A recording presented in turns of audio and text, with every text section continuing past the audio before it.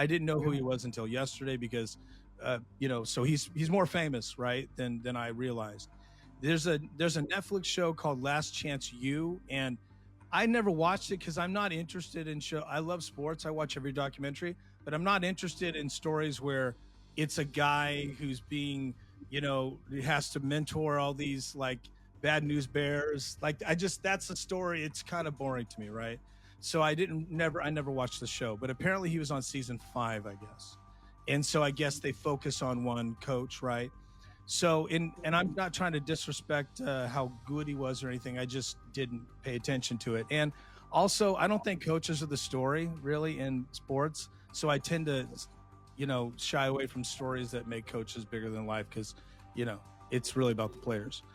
So he had retired from actually actively coaching something like 4 or 5 years ago, and I guess he's working for Laney College. And where is Right. that at in Oakland, Mindy?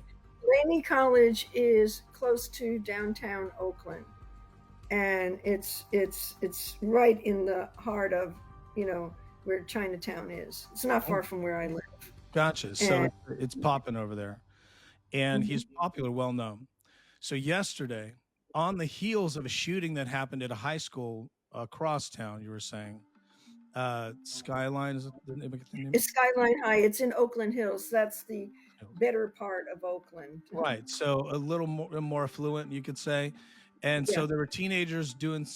Somebody shot, and there's two teenagers shot another teenager. That teenager survived, but that was the thing. That's a big deal. Big enough, right? Scary. He's still in the hospital, I believe. Yeah, Yeah. still. So that story hadn't even cooled down, and boom, I guess a man in a black hoodie they're describing walked onto the campus of Laney during the day, like noon or something yesterday. Walked up to John Beam, last chance coach and a legend, and shoots him in the head to execute him. He goes down. He's gravely injured. The suspect walked off. He didn't even run. They're saying he just walked off.